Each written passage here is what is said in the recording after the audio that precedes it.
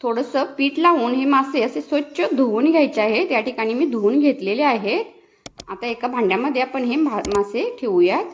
आता यामध्ये आपण लाल मिरची पावडर टाकायची आहे, थोडीशी हळद पावडर टाकायची आहे, टेस्टनुसार मीठ टाकायचं आहे आणि अर्धा लिंबू पिळायचा आहे आणि छान असं आता हे मिक्स करून ठेवायचं आहे।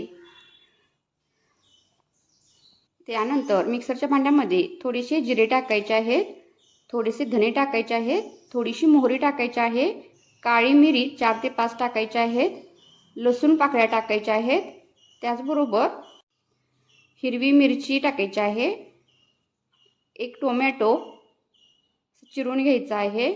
या ठिकाणी आपली पेस्ट तयार झालेली आहे। एका कढईमध्ये किंवा पॅनमध्ये तेल टाकायचं आहे।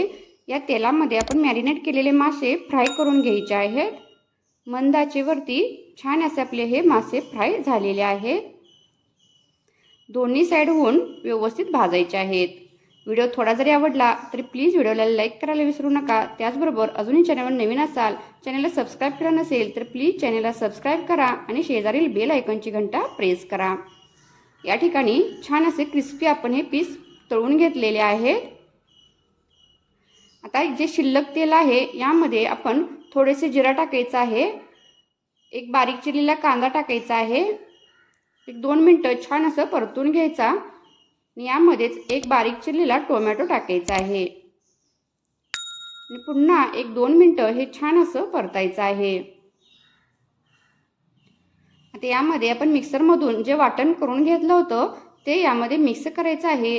टेस्टनुसार थोडंसं मीठ टाकायचं आहे, लाल मिरची पावडर टाकायची आहे, थोडीशी हळद पावडर टाकायची आहे। तर यानंतर 2 मिनिटं हे छान असं परतून घ्यायचं आहे। 2 मिनिटं व्यवस्थित परतून घेतल्यानंतर याला झाकण लावून एक 5 मिनिटं हा मसाला छान असा शिजेपर्यंत किंवा याला तेल सुटेपर्यंत छान अशी याला वाफ येऊ द्यायची आहे। या ठिकाणी आपला मसाला छान असा शिजलेला आहे, पाहू शकता। छान अशी ग्रेव्ही तयार झालेली आहे। आपल्याला आता जेवढी आपल्याला ग्रेव्ही पातळ प्रमाणात हवी असेल तेवढं पाणी घालायचं आहे, पाणी गरम वापरायचं आहे। वरून भरपूर अशी बारीक चिरलेली कोथिंबीर टाकायची आहे आणि या पाण्याला आता छान अशी उकळी येऊ द्यायची आहे आणि आपण जे फ्राय केलेले माशाचे पीस आहेत ते यामध्ये सोडायचे आहेत। अतिशय झटपट आणि अतिशय टेस्टी अशा प्रकारे फ्राय करून पहा आणि कमेंट करून कळवा तुम्हाला आजचा व्हिडिओ कसा वाटला। व्हिडिओ शेवटपर्यंत वॉच केल्याबद्दल मनापासून धन्यवाद।